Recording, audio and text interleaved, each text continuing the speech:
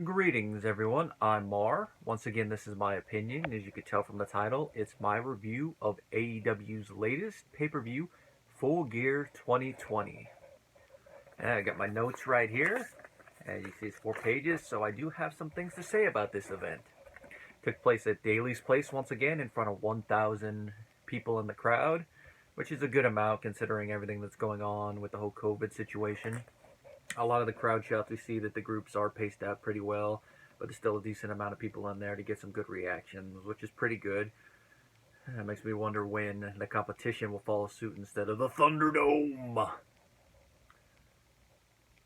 It was Tony Schiavone's birthday, which they do mention a couple times on commentary, but they don't make a big old thing. Like, if this was an episode of Dynamite, they probably would have brought Tony out to the ring and did happy birthday to you, and then it would have probably followed with Jericho coming down and interrupting things and like, Steve Hahn, you stupid idiot. Before I get into the matches proper, overall, I did enjoy this pay-per-view. I mean, there were a couple moments where I'm like, okay, that didn't really look quite right. A few of them kind of made sense within the context of the match, but other ones is like, Our opening contest was Kenny Omega taking on Hangman Adam Page in the finals of the tournament to determine the number one contender who will face the winner of the world title match later on in the evening. Don Callis from Impact Wrestling was on commentary, which is a nice little touch considering he's known Kenny Omega for years, I believe. Since he was 7, if they mention, he has a lot of little Kenny Omega factoids to say. Like, one thing he said that I did not know is, I guess, when Kenny Omega was 16, he was almost drafted by the NHL, but he turned it down to become a professional wrestler, which, considering how old Kenny is now, if he'd actually gone, he probably would have made it. Be about around the time where he decided to hang up the boots, or he would have failed and he probably would have gone into wrestling anyway. It's one of those things like, should he have done it, should he not have done it? I think with his theatrical persona, wrestling probably makes a little bit more sense. This was Page and Omega's second time wrestling. Their first time was a couple years ago in Japan, which Omega won. Callis does bring that up a lot on commentary, and it's part of the story of the match from before, but then also the whole tag team partner situation is what really builds the drama. There is no straight heel face dynamic in this match. I mean, Omega does heel it up just a little bit, but it's not like straight heel where he's like cheating. He's a little bit more aggressive than he was before, but that's fitting with his personality change since the duo lost the tag team titles to FTR. You know, the whole thing, oh, he's just a tag team wrestler, I'm the single specialist. And match opened with some chain wrestling, quick opening movements, back and forth as you would expect from these two. Page takes control once it goes to the outside, and Omega does a barricade running moonsault counter, which I'm like, ooh, that's actually pretty good. The pair do go back inside. They eventually make it to the ramp, and Page does what I would describe as a push-up powerbomb on Omega on the ramp. The reason I call it that is because it's not quite a pop-out. So he like pushes him up and then brings him down. When I saw that, I'm like, ooh, that's interesting. It was, and it was after a quick exchange of a couple finisher reversals, and then Omega went for a powerbomb of his own, which failed. So it was a nice little ending to that little spot fest. Omega did a spike pile driver for a near fall, which you guys all know my thoughts on pile drivers and near falls. It's like, really? Really, really. I feel that the only time they should actually be kicked out of is when it's a big moment. But doing it in the opening match, it's like... But I'll say this, later on when they were pile drivers, thankfully they were not kick outs. So we got our pile driver kick out fix out early on, thank God. Page did a dead eye for a near fall. Kenny came back with 2 V triggers and a delayed one wing angel, and Kenny Omega won. It's a delayed one wing angel because Kenny gets him up. He's going for it. Page is fighting to try to get out of it, but he can't quite get out. Omega hits him and he wins. And Omega did not finish his heel turn that we know was coming after the match, which I think is good. I think it should go slow and either happen when he wins the world title or right before he wins the world title. We're just going to see how the story plays out. But here, Omega was the better man this night. Page knows it, and we're going to see how things go. Like, they could always revisit this feud later, which they probably will once Omega is the world champion, and that'll probably be when Hangman gets his win over him and is the one that takes it off. Next, we have, out of all of the men's matches tonight, this is the one I had the least interest in, and that, of course, is John Silver, number 4 of the Dark Order, taking on freshly squeezed Orange Cassidy with the best friends in his corner. And other than their typical spot after the match, the best friends did not really play a part in how this match went. And neither did the Dark Order, so which is like, I guess they're just out there for moral support. Which, of course, considering this is kind of a throwaway match, I can see why they didn't interfere. And I didn't really notice Brody Lee on the outside, so I don't even think he came out tonight. Which makes sense, because I have a feeling that considering how this match went, if Brody Lee was on the outside, he would have taken Silver to the woodshed. Silver, even though he weighs less than my friend Jeff, he has a pretty good physique, and his arms are pretty big, and all those power posing spots. He's going to be a player one of these days, something that Jim Ross even brings up on commentary multiple times. The only question is, how long is it going to take for Silver to get up there? Is he going to be a main eventer, or will he just be an upper mid-carder? They can kind of cross over into the main event slot. It's one of those questions that time itself will answer. Here, you can definitely see he has some personality. Like, especially going against Orange Cassidy, you got to show some more outward personality to make yourself notice, because Orange is one of those guys that gets by just by his laid-back personality and then his spurts of super athleticism. I mean, that's why I became more of a fan of him in the last couple months. Here, from the word go, the match is entertaining. Silver gets annoyed early on by Orange Cassidy's theatrics, like when he goes to do the hand spot. He's like, "Oh, don't you dare! Don't you dare!" And when he starts doing the fake shin kicking, he's like, "That doesn't hurt! That doesn't hurt!" So that's why I was chuckling a little bit. Like, "Oh, Silver, you're playing right into his hands there." And of course, once he gets Orange on the ground, he does a spot that I'm surprised no one has done up until this point. But I guess you got to get a super heel or someone that's really annoyed to do it, which, if it's the latter, I don't know why Jericho didn't do it in any of their matches. But he pulls the pockets out of Orange Cassidy's jeans and he tears them off. And then to add insult to injury, he starts chewing on one of them. It's like, I hope Orange has washed those, because that might not taste too well. Connect back with my comment about Silver being a future player. JR even says he reminds him of Ivan Putski, which I don't know if that's just the first person that came off the top of his head or if he legitimately feels that way. But the thing that he says to follow that up goes hand in hand with my comment, and that is, if you're going to buy stock in a wrestler, he's the one. He's like, if you were to create a wrestler without making him too outlandish, that's who you would make. And most of this match is Silver's power versus Orange Cassidy's speed and theatrics. At one point, Silver does a one-handed gorilla press, which is impressive. I mean, even when you take into effect the cooperative nature of pro wrestling, you still got to have a good amount of strength to do a one-handed one. And for how much he weighs, he does have a good amount of strength there. And his physique is like, ooh, that's good. That's a good little move. A little bit after this, Orange Cassidy comes back with a Michinoku driver for a 2 count. Silver spin doctored for a 2 as well. And they replay this one from each angle because Orange Cassidy gets some good hang time. He spins away from Silver pretty well. It's like, ooh.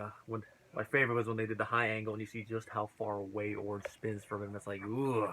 And he sells that one pretty good for a while. At one point near the end of the match, Silver goes to try and hit Orange Cassidy with his version of Mr. Brody Lee's punch. Orange dodges the Brody punch. Then he hits Silver with an orange punch of his own, and then hits him with the beach break for the win and the pin, and then he celebrates with the best friends the only way they can, with the hug and the camera zooming out. Oh no, it's a good little bring down match from the opener. This is probably the only place on the card he could go and make sense. He probably could have put it before the main event as like a palate cleanser between those matches, but even then it'd be like, with how many good matches that I was looking forward to, it's kind of hard where to slot this one unless you're going to put it on the pre-show. Or should I say the buy-in? That's what they call it. But even then, it's like, I don't know if that would work as well. Following this little bring-down match from the opener, we get the TNT title match. Darby Allin challenging Cody Rhodes. And we got Mike Chioda as the referee. This is the only time we see him tonight, and they do build him up on commentary as being the ref, that he's always there for the big matches, and even though this is not the world title match, with how this storyline is being built, it is a big match. And that's something I do like about how they've been building up the secondary title since they got it. They're making it feel like it's a big deal. It's not like WWE where they have a couple mid-card titles, and except when certain people are holding them, you're like, eh. Well, until you get to NXT, the North American title does feel like it means something. Here, even though it hasn't been around for a year yet, the TNT title feels like something. Even though, since it's a TV title, the chances of it changing hands more often is a little bit better. But that's what happens when your secondary title is a title like that. And I believe this is the third or fourth time Cody and Darby have wrestled one-on-one. The video package, they do build up the fact that Darby has not been able to get the job done against Cody, that he has to keep trying. Cody's not a full heel yet. He's still doing some of those antics like the push-ups and building, stating the obvious. Like I just said, the Darby's never beaten him, that he's the face of TNT. And the video package they do, which builds this up, has Ian Abel's song "Not Afraid to Die," which I think was a pretty good choice. I gotta listen to that song properly. They always seem to get good songs from Ian to use in these video packages, like Shoes and the Rhodes Brothers match. Which, speaking of which, WWE now has dropped their copyright claim on the Rhodes last name when it comes to Cody's name. So now Cody can go by the Cody Rhodes moniker once again. He doesn't just have to go by Cody and only bring up Rhodes when Brandy's out there, where they have to go Cody and Brandy Rhodes in order to skirt around it. And even though there was only 1,000 people in the building when Justin Roberts said that, the crowd went wild and Cody's reacting like, yeah! And of course, Cody's shirt. That'd be one of those things that if the audience was full, it would have been like, ah! Match starts off slow. Darby, he outspeeds Cody for a little bit. Cody goes to the outside to regroup, and Arn is like, you gotta out-muscle him. Which plays into the fact that Cody has gained a little bit of muscle mass after coming back from his little sabbatical when he had the darker hair before dyeing it back to blonde. He does look a little bit bigger, but I guess without seeing him in person, it's kind of hard to notice it because it's not like he got super, super big. It's not like how Eddie went from how he was when he left WCW to how he was in the last couple of years, where he had the massive arms. That one's a little bit more noticeable, I think, for his size. I think if he gained like another 15 pounds, it'd be a bit more noticeable, but he does look a little bit more swole. I do like Darby's face paint choice for this one, where it's the skull, but then going down to his chest, it's like trees with some skull in the background. Nice little choice there. I don't know if there's supposed to be some textual reading there, but it is nice face paint. I do like it when wrestlers get creative like that, whether it's for face paint choices or for mask and ring attire, like, Rey Mysterio with all this comic book inspired attire. Cody eventually gets Darby in an arm lock. Darby manages to do a rope break with a foot, which you're going to see a lot of that tonight, which I'm going to applaud AEW for. That is one thing I've been complaining about with wrestling, and this is not just for AEW, it's for WWE. It's the lack of rope breaks. They always have to go to the kick out well. It's like, guys, a rope break can work just as well. And I always bring up the Hell in a Cell match between Taker and Lesnar from 2002 as an example. Taker hit him with the last ride. Instead of kicking out, he did a rope break, which I think fit that point in the match. Because, okay, with how much damage Lesnar has taken, I think that would probably finish him. So going for a rope break makes sense. Just like if he had actually hit the tombstone, rope break, not kick out. At this point, a Let's Go Darby chant starts up, which with how the match has been going makes sense. Darby's starting to get the crowd behind him. Cody is not a heel. Another one of those weird matches where there's not a full-blown heel, but there is a wrestler that is leaning more in that direction. Cody does do some of the antics, but he's not like letting it get to his head like he was before, at least initially. Cody uses what I would describe as a top rope avalanche slam for a 2 count, and then he immediately puts Darby back in the arm lock. So nice little tactical there. Like, okay, we're not going to do the pinfall. We're going to go back for the submission, focusing on that same body part. And Darby does get out of it again. And Cody goes for his patented moonsault, which Darby avoids. Smart thinking. The moment he goes up to the top, all right, I'm going to have to roll out this way. And he gets a near fall after a quick exchange. And there is a coffin drop reversal. Then the mid-turnbuckle pad comes off a little bit after this, and then Cody goes to charge at Darby, and he goes headfirst into the turnbuckle.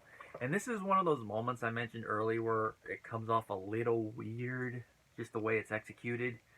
Awkward, I'd say, is the way it looks like. Because I know, we all know the whole predetermined nature of pro wrestling, so I'm not going to go into it here, but this is one of those moments where the drama of the match was kind of interrupted with how Cody executed it. You got to balance it looking good with safety, and it looks more like he focused more on the safety than the other aspect, and it just seemed weird. Maybe it was because of how far he had to charge in order to hit it. Maybe it was when Darby rolled out of the way. Probably should have waited a few more seconds to do it. It just came off awkward, even though it served its dramatic purpose. So it's one of those things like, that didn't look quite right, but then the match got me back in immediately afterwards. Cody, once he recovers, he gets Darby up to the top rope. Top roads. Kind of fitting considering up there he does a top rope crossroads. Now this is one of those moments where I'm like, okay, are they really going to do a kick out spot? But nope. It's another rope break. Thank you. But it's one of those ones where it was Darby's positioning and quick thinking that got him the rope break, where they're near the ropes and he goes and does it, which that's one of the negatives I'd have to say about the rope breaks here, is that whenever the person is going for the cover, they never think to pull the wrestler away a little bit. This is more so later in the tag team title match, where if they had pulled the wrestler a little bit away from the rope, they would have actually gotten the pin. But I guess you can counter that in the heat of the moment. They're not thinking about that, and then they're like, oh yeah, rope break. Here, though, it kind of fits with Cody with his personality change, that he would go for the pin after doing the move like that, where it's like stick a fork in him, he's done. Because usually when you do a finisher that's not normally done on the top rope from the top rope, it usually is a pinfall one. Especially if it's a pile driver. If that's not a pinfall, I don't know what would be from the top rope. So here, nope, rope break. After a couple more moves, Darby ends up on the outside and Arn starts yelling at him. He's not like going to pull a full heel here, but he's telling him to stay down for your own good, stay down, which Darby doesn't listen. He ends up going back inside, and things like this are really what's building the drama of this match. Cody grabs his weightlifter's belt and he teases using it. This is the closest he comes to doing any type of heel move in this match. And of course he doesn't use it. That could have disqualified him and caused him to retain the title, but no, he just drops it. He's about to do something to Darby. Darby grabs it and uses the trip Cody. And he goes for a pin and he gets a near fall. Nice little way to turn it against him. In the words of Gorilla Monsoon, turnabout's fair play. He doesn't use it, but he uses it to trip him up. Of course, you could say the ref probably should have said something about that, but he didn't technically hit him with it.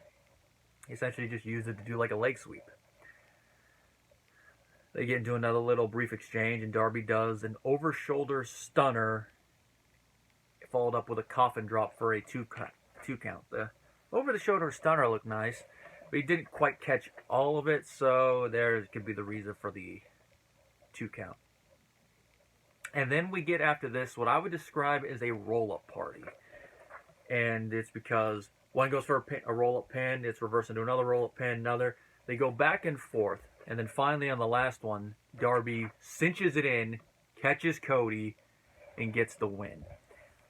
And that's one thing I will say I like about the finish of this match, that instead of the traditional hit the finish again, hit it just right with enough force, go for the pin, 1, 2, 3, right position, everything. They go for something a little bit more simple, something a little bit more chain wrestling, and it works. And the way that Cody and Darby sell it in the lead up to this, you can definitely tell that in storyline, Cody got caught off guard, which is a thing that Arn was warning him against the whole time. You got to take it seriously. Do not get in over your head. Do not take it seriously. You got to finish this guy quick. And he let Darby catch him, and he lost the TNT title for the second time. But in the process, he made Darby. I mean, Darby was made before this match, but I think him having a run with the TNT title will make him a bit more. We just got to see how he runs with it, who he faces. Cody's probably going to get a rematch one night, but that might not be down to further down the road, and it might be what cements his heel turn. We got to see how Darby faces off against everyone else. He's probably going to get a challenge from Brody Lee. As Tony said on commentary, Darby earned every bit of this, and that is true. With how this match went, he earned this title. And he even gets a "you deserve it" chant from the fans, which that's kind of a played out chant, but in this case, I'll let it slide. And Cody does the typical face thing where he presents the title to the victor. He gets on one knee and does it, so that's kind of a class act from him. Definitely doesn't steal the spotlight doing it like a certain red and yellow wearing person from the 80s. And then this celebration is interrupted by Taz, who he's ranting about them to vacate the ring before they can do anything. Cage and Starks come out and attack the pair. Most of this attack is focused on what they're doing to Darby. They take him over the car that he was on during his entrance. They put his arm in the door, and it looks like they're going to try and snap it. And then they're saved by Will Hobbs, who comes in wielding a chair. So it looks like his first major challenge is probably going to be Starks and then Cage. We'll get a champion versus champion match. The FTW World Champion versus the TNT Champion. That should be an interesting match. Going to be quite a size disparity because Cage is so big, so powerful, and so massively swole. And then we got Darby Allin. That might be one of those size things where people are like, I don't buy it. It's going to for me, it's going to depend on how the match is constructed and how the build-up is. And who knows, Cody might end up in his corner. If that's the case, he might bring the entire Rhodes Nightmare family with them. I mean, that would be Dustin, it'd be the Gun Club, it'd be Arn. Going to depend on when and where the match takes place. In between this and our women's title match, we got a promo from Dustin Rhodes where he challenged the Butcher and the Blade to a bunkhouse match on Dynamite. And they do build that up a couple times over the course of the night with a video shot, still promo. And it looks like the Bunny's back in the Butcher and the Blade's corner, which she was absent for a little bit. I don't know why, but nice to see her back with there. We got the 3 Bs all together again. Now we got the rematch. Hikaru Shida versus Nyla Rose for the AEW Women's title. Hikaru first won this title from Nyla months ago, back in May at Double or Nothing, which I thought was a pretty good match. Here it's also a pretty good match. The dynamic's a little bit different now because Nyla has Vicky Guerrero in her corner. And on commentary, they actually do give a storyline reason for why Nyla has not been on TV, and that is, it's Vicky's fault. Vicky's been saying, no title match, no appearance. Good old Vicky Guerrero, Miss Excuse Me! Or as someone on Instagram so eloquently put it, the original Karen. And if you look at how her character is presented, that is very apt. Just her excuse me thing. And even here, she's like that as a manager. So it's always good to see Vicky in there as a manager, as a mouthpiece. Nyla had some comic book inspired gear tonight. I'm not quite sure what it was. I saw on Facebook in one of the groups someone's mentioned who it was, but I couldn't quite remember what it was. I couldn't find the post again. The opening match was a little bit of a slugfest. Nyla pulled out a chair, which of course referee Audrey Edwards stopped her from doing. Like, no, you're not doing that. Another chair was set up, so Shida did a dive off of it into Nyla, who got sent into the barricade, which Nyla recovered from that and then threw Shida into the barricade as well after Vicky distracted her, which that's mainly what Vicky does here. You know, tells Nyla to get back up and then distracts Shida a couple times throughout the match, doing what the heel managers do. In the mainstream promotions, I think it's been so long since we've seen a lot of heel managers other than, say, Heyman, that it feels so fresh even when they're doing small stuff with nuance, like just distract the other wrestler. It just felt so good here. Shida's leg was targeted a lot by Nyla. At one point she put her leg through the ring frame and was bending it. I'm like, yee. Then she got her up back in the ring and did the old grab the leg and then throw it against the ring post spot, and it's the same leg that just got wrenched. Shida was selling the leg a lot. I mean, there's a couple moments where she does do some running stuff, but she is still selling the legs. There's some good psychology there. I think probably with the ring thing, she probably could have sold it a little bit more, but it is what it is. You got to balance selling with actually doing something. Nyla does do a diving knee strike to Shida's leg when it's bent over the ropes. When she's bent over the ropes. Just looking at him like, oh, that's a good move there. And Shida does an avalanche falcon arrow. And she breaks the pin intentionally and gives the camera a devious grin. She's not looking directly into the camera, but she's looking in its direction. You can tell she has something on mind. She goes for another running move. Vicky grabs her leg to interrupt it. One of the few times she physically gets involved. Ref doesn't notice it, of course. And then she gets knocked out when Nyla gets up. And Nyla gets thrown to the barricades again. Shida gets her back in the ring and does a falcon arrow for a 2. This is one of those moments where it looks a little sloppy and awkward, but at least there's a story reason, or at least the way I was looking at the match. Alright, there's a story reason here. And that is due to the weight dynamic difference between the two. Shida can get her up, but has to pull it down quickly, so it looks a little awkward. And you could also factor in her leg injury that she can't sustain it due to the difference in weight. It doesn't, either way, it doesn't really matter. When you're coming down with momentum, you're still going to get hurt no matter what. And it's still only a 2 count, so. Then she does a couple tamahashis. The second one is followed by some random knee strikes, and that is what gets Shida the win, and she retains the title. After the match, once Shida's out of the ring, Vicky yells at Nyla and even slaps her. I can't really understand what she was saying. She was just saying a bunch of random stuff. Nyla's all looking all dejected. So I have a feeling we're going to see some crap come down the line. We're probably going to see Nyla go after some other members of the women's division, possibly Big Swole. It could be one of those things where Vicky turns against her. We just have to wait and see. Next, we got the third title match of the evening, where it was the Young Bucks taking on FTR for the AEW tag team titles, with the stipulation being that if the Young Bucks lost, they could never again challenge for the titles. So they were going to Cody Rhodes themselves, because Cody has stuck to that stipulation since he lost that match. He is no longer challenging for the world title, at least at press time. Probably once he turns heel, he'll figure out a way to get out of it. Now, I will say, when Jericho was on commentary last, he really did build that up pretty well. Like, he's sticking to the stipulation. Now, the ending of this match was never in doubt. This is one of those ones where the stipulation makes it very obvious who's going to win. But the match itself, the drama pulled me in. Now, one thing I will have to say about this. Before I watched the pay-per-view, this is one of the matches that was spoiled while I was still at work. So when I was on my break, getting out my phone, going on Facebook, and it was a thing at the top, I'm like, ah, crap. No, at least, all right. Because I was trying to avoid going into the wrestling groups to avoid spoilers after the pay-per-view started. My hopes were dashed when it came to spoilers, even though my whole thing was spoilers, that you could still enjoy it, which in this case I had to apply that. I still enjoyed the match, and it was up to the match independently of the result in order to drag me in, and it did. One thing, though, is that after that, I did see in another wrestling group, people were saying that they didn't quite enjoy the match, which looking at it, I'm like, why? Part of it seems to be because they're saying FTR was playing more into the Young Bucks' hands stylistically instead of doing their traditional stuff.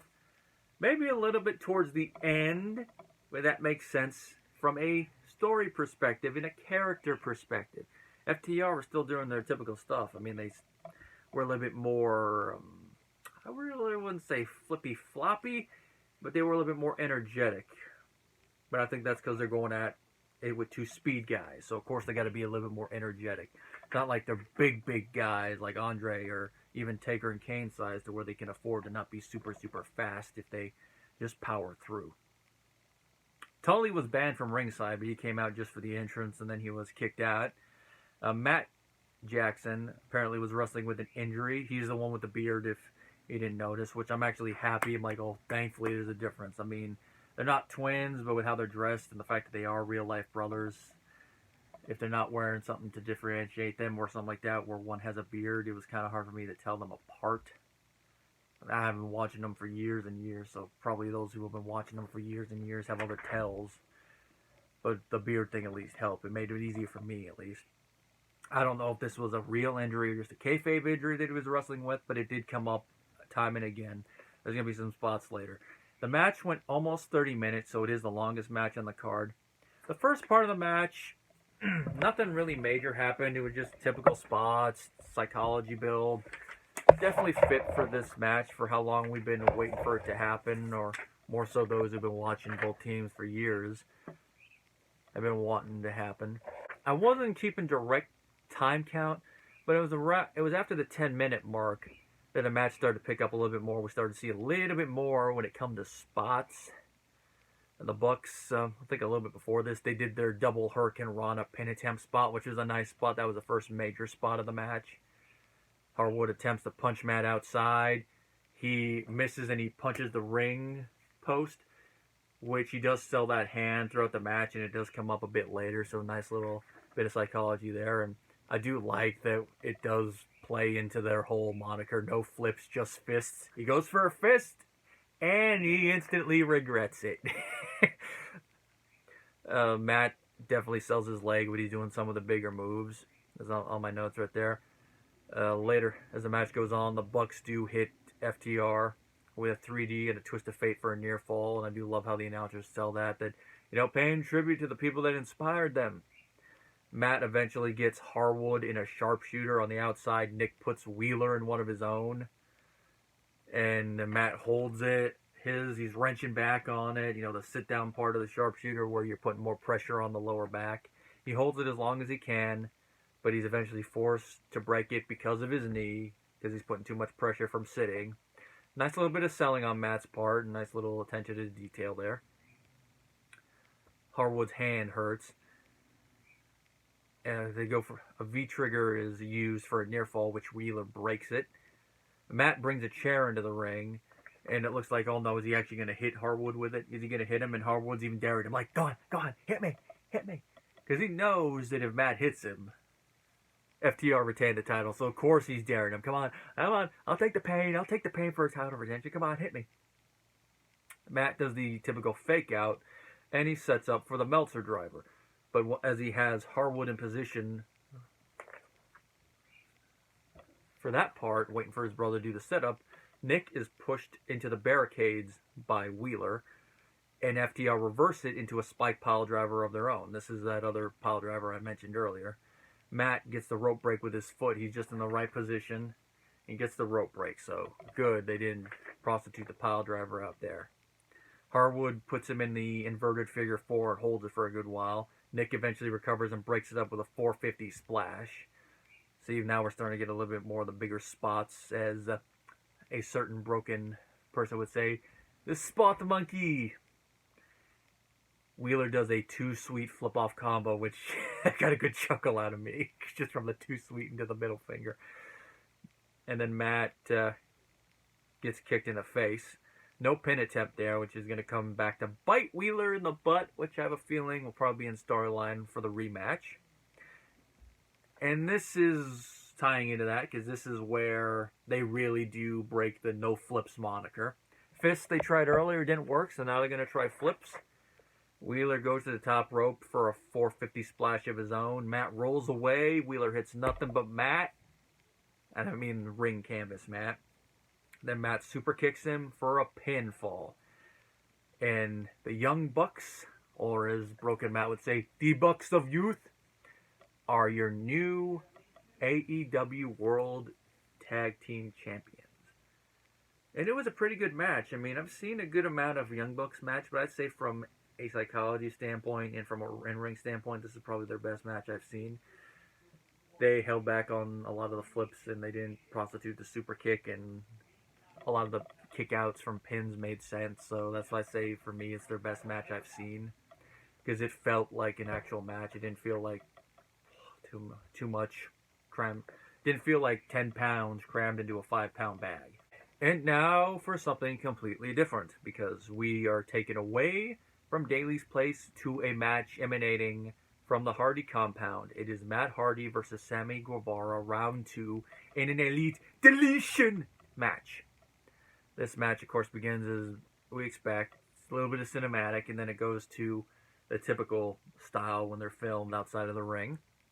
We have a camera following. Matt starts with a cell phone with someone, which we find out later is Private Party. Sammy drives in. He's welcomed by Neo 1 and a hologram of Matt. And they end up fighting, go back and forth. Sammy gets his head rubbed against a tree. Matt gets knocked down with a trash can. And there's a lot of good commentary lines throughout this, because the commentary all night I think has been pretty good. But this is where you can tell the commentators are having the most fun with what they're saying. They're not getting super over the top, which when it comes to JR, I think just from this match, I nailed down why most people say that JR is phoning it in now. And that is because we got spoiled by his calls in the Attitude Era. I mean, even his WCW stuff, it was different. He was a little bit more vocal. But then, of course, in the Attitude Era, we got stuff like, "Oh, good God almighty, that killed him. Enough's enough. Somebody stop the damn match. Get him to hell." Here, he's a little bit more subdued. He's announcing more in line with his age, where he'll get excited when something happens, but he's more like on with the one-liners. Like, at one point when Sammy gets suplexed on the ground, he says something along the lines of, "Make some bad noise when you're suplexed in the yard." They bring up the scolded dog things. And then later on, he says something along the lines of, well, it is hurricane season. So he's still having fun with it. He's just being a little bit more laid back with his commentating, which I guess by comparison might seem it's phoning it in, but it's two different approaches to commentary. Anyway, the match is back and forth through the woods in the front yard, and they end up in an AEW ring that's set up, which of course this is the Hardy compound, so we expect the ring is going to be set up somewhere. Matt hits a side effect once they get inside, and he ends up powerbombing Sammy through a table. And at this point, it's when Santana and Ortiz show up and start attacking Matt. He gets a radio, and radio's in private party. They show up. They start going at it. And then, of course, Matt breaks out the fireworks. Now, throughout this whole match, Matt is just normal Matt. We don't see version 1 Matt. We don't see broken Matt, which is kind of a disappointment. I think near the end, he should have gotten thrown into the lake of reincarnation and emerged as broken Matt. But that's more a nitpick on the actual match. We get a little firefight between Sammy and Matt. And this is probably one of those moments where some people are probably going to be like, but this is one of those matches where you expect some ridiculous stuff like that at points because it's from the Hardy compound, and it's one of those matches that is just there for fun. And, of course, the firework fight is where they bring in the scolded dog thing, and as Tony puts it, literal. Sammy ends up in the mud, and this is where Matt says a line that got a big chuckle out of me just because of the context of it. And I have a feeling when old-timers like Jim Cornette watch this to review it, this is probably going to be one where they either just laugh at the meta nature and get what they're going for, or they're going to literally go into the old man yells at clouds thing. And that is that Matt tells Sammy, get up from the mud. Old folks are going to think this is a mud show. For those of you who don't know what that means, a mud show is terminology for a wrestling event that is so low tier, doesn't draw anything, basically running on no budget, that's there basically just to distract from the larger crowds, try to pull people in from the bigger events. And essentially the people are either not trained or trained and just don't really care about psychology and everything. Just basically the low tier. It's the wrestling equivalent of like a Z grade movie. That it's so bad even the people in the business are like, no. So throwing that little comment in got a good chuckle out of me. And this is where we got another cameo. We got Gangrel with Hurricane held captive. And then once Hurricane gets freed, he's like, what's taking so long? I'm sorry I had to come to AEW. It's been 2 years. It's long-term storytelling. Nice little comment there. Reminds me of their exchange back in TNA. Only the man with 3 H's in his name would approve of this burial of young talent. Probably a little trade-off from that. A twist of fate attempt into a super kick. Helms gets thrown into the lake of reincarnation by Sammy when he's in his Helms persona as the reporter. And that's where Ross does the hurricane season comment. Eventually, Matt lures Sammy into the dome of deletion. Sammy ends up putting Matt through a table with a swanton, a nice little middle finger to the Hardy, like, I'm going to use your brother's own move against you. Matt eventually counters using a twist of fate, and then he puts Sammy through the table that's set up on the outside, and this is where Sammy gets busted open. And this is where the match starts to go from being fun brutal to just straight brutal, and even the announcers are selling it, because Matt seems to have snapped a little bit here. It's kind of like that match he had with The Undertaker, where when he got busted open, he seemed to have a demeanor change. He got a little bit more extreme until the match ended. It's that same thing here, but considering the storyline that they've been building up the past couple months before their last match and what happened during that match, you could see from a storyline reason why Matt would begin to take things this far. He's been pushed, and he can't be pushed no more. He gets a chair and he hits Sammy with it a couple times. First he does a little long dart chair shot and he hits Sammy in the head with the flat of it. Then he hits him in the head normally with the chair. And this is where Jim Ross is like, what? Starts to get a little bit more concerned with his commentary, building up, like, what are we seeing? And once Matt does the pinfall, he's like, thank goodness. And Matt has won Elite Deletion. And he celebrates with Private Party, Hurricane, and his wife, Rebby, on the outside. Private Party helps Matt put Sammy in a plastic trash bin. And it is driven away by Senor Benjamin. Nice little cameo there. And when they did show him on stream, he got a good pop from the audience. So the audience loves Senor Benjamin. And in case anyone's wondering why I'm pronouncing it that way and they don't know, that's how you say it in Spanish. After that excellent show of Mud Show brutality, we get one of the other matches I was looking forward to. I know you've heard me say that a couple times, but a lot of these matches I was looking forward to. And that is Chris Jericho versus Maxwell Jacob Friedman, MJF. And the stipulation is if MJF wins, then him and Wardlow get to join the Inner Circle. This is one of those matches that the build-up has been fun. I know some people were complaining about them doing the musical or number during the diner segment, but it's fun. And Jericho's in a rock band. He can get away with doing a musical number. And of course, a lot of the stuff in ring and all that. It's been just a fun build just to see these two. Because it's one of those things that even if there is a lot of silly moments in the build-up, you know once these two get in the ring, it is going to be serious. And it was. And I like the dynamic here is that earlier in the night, we had a couple matches of face versus face with one leaning slightly in a heel direction. Here, it's just two straight heels. And you're like, who do we root for in this case? I know there's usually been a case of when it's heel versus heel, you don't know who to root for. But in this case, Jericho is so beloved despite which way he leans. The people will cheer for him, and MJF is just one of those heels people just love to hate. Whether it's through the whole Pavlov's dog thing or actually legit hate some of his heel shtick, it's hard to tell, but it's one of those ones that, okay, this one you can get away with. And throughout the match, both are just trying to out-heel the other, which is a nice little bit. And what JR says on commentary about this when Jericho starts doing some heel stuff makes sense. It's if MJF wants to learn how to play dirty, he's in there with a guy who has a PhD. Which will sum up the whole alliance thing as this goes forward, because I'm just going to spoil the ending right now. MJF does end up winning, so he is now a member of the Inner Circle. So, he's probably going to learn from Jericho, and then once he feels he has learned enough, he's going to execute Order 66. At the beginning, MJF mocks Jericho's old entrance with the lighted jacket in his pose, which at first I'm like, is Jericho going to be bringing in? But then once it lit up and his music played, I'm like, oh, MJF starting the mocking early, I see. As he was coming out, there was a 347 Days to Jericho cruise sign I saw in the audience. I'm like, okay, that's pretty cool. The match started pretty basic from these two, a little bit of chain wrestling, he's trying to outmaneuver the other. This continued for a little bit, then Jericho hit MJF with a lion salt.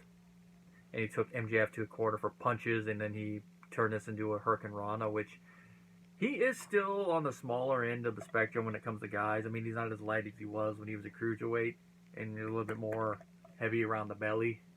Not like I am, but still there. But the fact he can still pull off a Hurricane Rana so seamlessly, especially after 30 years in the business, says a lot about Jericho, both as from a technical standpoint, and as an in-ring general, that he's still able to pull that off pretty well. He gets a 2 count out of that, by the way. He eventually puts MJF in the walls of Jericho. MJF crawls to the ropes, and then MJF gets a heat seeker for a 2 count.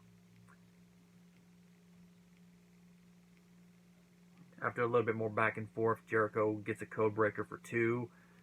And then he goes for the Judas effect, which MJF reverses into an arm bar. So he's been reading Jericho's first list. And we get that interrupted with a rope break. And of course, Wardlow, as you would expect, begins to get involved, and he gives MJF the diamond ring. MJF misses the punch while Wardlow has the ref distracted. And then Jake Hager gives Jericho Floyd the bat, and he does a little twist thing, like he's going to hit him with it. And then this is my favorite little spot of the match, and this is why I love the ending of this one with MJF winning, and that is MJF finds a way to out-heel Jericho to victory, and that is he pulls an Eddie Guerrero. For those who don't know what I mean, babyface or heel, one spot Eddie always liked to throw into his matches was where he'd get the chair, and then when the ref was about to recover, he'd make the sound like the chair had been used. He'd throw the chair at his opponent to catch him, and fall down and play dead. The ref would turn around, see, and you'd whacked him, and then when the ref would be distracted, he'd do this part as a face. He'd like look up, look at the fans, and be like. MJF obviously doesn't do that part because he's a heel, but he does the whole thing. Does the part where he's playing dead.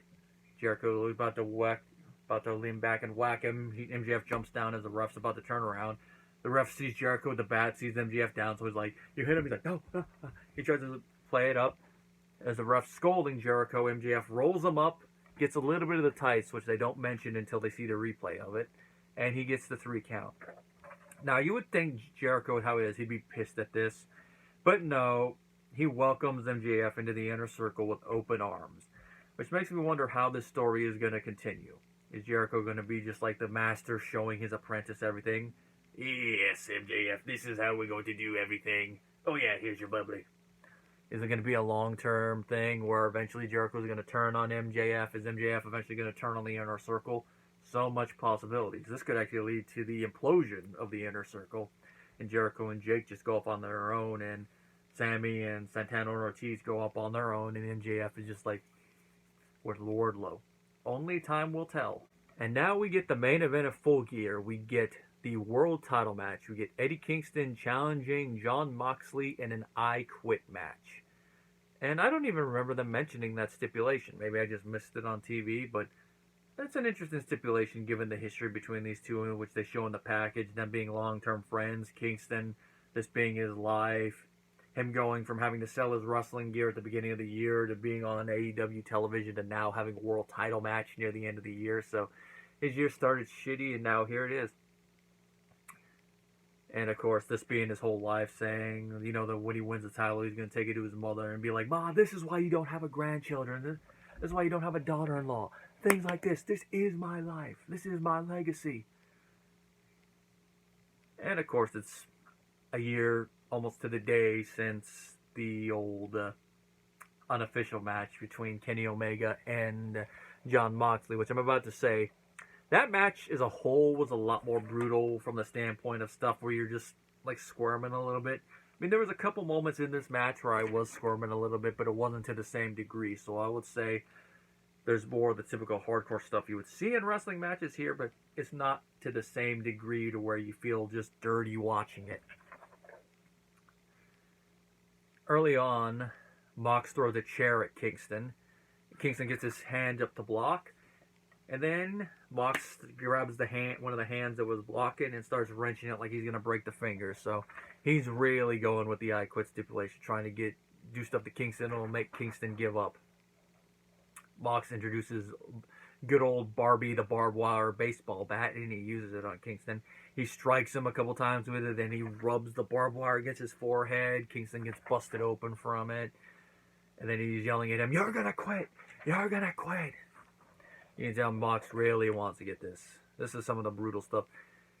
Once Kingston takes control, he suplexes Mox twice. Then he throws a chair at his head in return. Turnabout's fair play. And this is where I noticed that the referee is wearing the black latex gloves, which, considering there's blood involved in this match, pretty good. I didn't notice if he was wearing them at the beginning or if he put them on once the two got busted open, but it is a nice little call. Surprised he's not wearing his mask as well due to the nature of the blood, but I guess, hey, he's got to be able to enunciate orders and everything. Kingston gets a hold of the bat at one point, and he rips some wire off, and he wraps it around his right hand, and he punches Mox in the head a couple times with it. It's one of those things where it's like, you're hurting. This hurts me as much as it hurts you. Kingston gets Mox in an arm lock. Mox gets out by biting Kingston's knee, so it's like, hey, they're going at it tooth and nail, literally there. And Mox really showing that he will do anything in order to retain his title. Two steel chairs get set up, and Mox suplexes Kingston into it. And this is one of the few calls that JR makes in this match I wrote down. He's like, you don't learn to land on that in wrestling school, which is true. They don't really teach you a lot about hardcore wrestling in wrestling school. That's on-the-job training there, especially if you're going in against Dory Funk and Terry Funk. Of course, that one will probably just start taunting you by saying your mother's a certain something. Kingston introduces the old deathmatch staple, the bag attacks, which after they've been poured out, there's a one point where the camera actually has a good angle on them, which I'm like, ooh, that's a good spot. And that's before they're even used, too. The two have a suplex war near the tacks. They're like, all right, who's going to do it?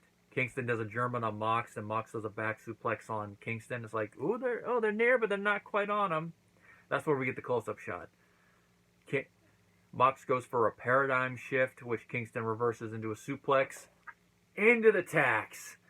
And just one, And even after seeing so many instances of the text being used, it's still one of those things where I'm like squirming a little bit, like, ew. Yeah, I felt that, and I'm wearing a shirt and I'm nowhere near thumbtacks. I guess it's because, like a lot of you, I've stepped on tacks before or stepped near them, and it's like, ew, just the fact of a bunch of them puncturing you, it's like, ew. And this is followed up by another little thing that Kingston does. It's more subtle compared to everything else, but it's still one of those ones you're like, ew. And that is, he gets a bottle of rubbing alcohol, and he pours the entire contents over Jon Moxley's back. And I can tell you from recent experience, that's not a pleasant feeling. Because when I acquired one of my new lightsaber props recently, I did not notice that part of the metal on the finish was not fully sanded down, and I was like moving it a bit. It cut my hand, but it was like small cuts, like not like ones you'd be like, oh, I'm bleeding, but ones you'd feel after a bit. And when I went to work later that day, or the next day actually, they were still tender. And because of everything, we have to get hand sanitizer. I'd forgotten about it for a little bit, so I go to sanitize my hands, and it's one of those things, the moment that it's in my hand, I'm like, oh, I'm committed now. And then it's like, as I'm rubbing it in, it's like, so the moment I saw the rubbing alcohol, I'm like, ooh, this is going to hurt. I'm like, oh, I felt that. And I feel for you, John. I know how that feels. And of course, it's one of those few spots in this match where you can definitely tell John is not selling just to sell. He legitimately is feeling that. I mean, falling into attacks, yeah, too. But that on top of it, ew. Kingston eventually puts Moxley in a bulldog choke of his own. This is that move that he used in their last big match. Mox reverses this once they get on their feet into a sleeper. And then he does a pile driver and a bulldog choke of his own. And then when he gets out of that, he does a paradigm shift near the tacks. And this is where we get the move that ends up ending the match. And it's one that when you look at it from both a storyline continuity standpoint and from how things have been going during the match, you understand why they use this as the finish. That piece of barbed wire that was ripped off earlier by Kingston for the punch, that comes back into play. It's wrapped around Moxley's arm, and he puts Eddie in the bulldog choke yet again. So not only is he in the choke, but he has barbed wire pressing into his neck. You can understand why that's probably not the safest thing, and probably why it doesn't feel pleasant. And it's why the referee can see is really concerned, like, Kingston, are you going to give up? Are you give up? He's pleading with them to give up. Come on, give up. And eventually Kingston does, but he doesn't yell, I quit. He just, like, mouths, I quit. I actually had to rewind him. Like, did he actually say it, or is the ref calling it? And I saw him like, oh, he's mouthing it. He like mumbles it, but you can very faintly hear him say, I quit. And he does quit, and Jon Moxley is still your AEW World Champion. As far as hardcore matches go, this is pretty good. I mean, it's not as over-the-top brutal as last year's match or even matches we've seen before, but it was brutal enough. From a psychology and storyline perspective, it fit these two. And it was the type of match we needed between these two if we're going to go this route. And after the match, Moxley does try to get Kingston up because, he still views him as an old friend. Kingston rebuffs him and walks to the back on his own. Moxley is celebrating. Omega comes out to just do a little brief standoff because Omega's his next opponent. Mox is just thinking, hey, come on into the ring. Omega's like, no. He walks to the back, and Mox celebrates as the pay-per-view goes off the air. Oh no, as I was saying, this is a pretty fun pay-per-view, enjoyable, had a lot of good matches on here. There were those couple awkward moments. And the one match you could have put anywhere in there, and here's a break one, but I think where they put it, it makes sense.